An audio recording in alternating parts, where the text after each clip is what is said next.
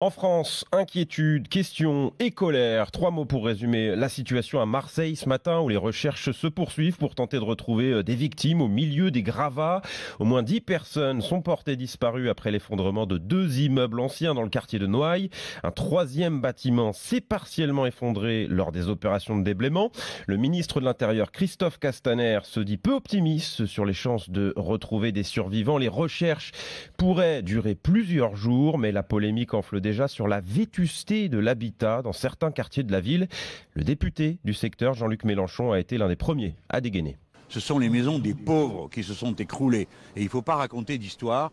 Ce sont des maisons de pauvres qui se sont écroulées sur des pauvres. Il n'y a plus de politique de l'habitat pour les gens qui ont des revenus faibles. Et encore, quand je dis faibles, là nous parlons de gens qui payaient des loyers jusqu'à 700 € dans un taudis. Dans un taudis.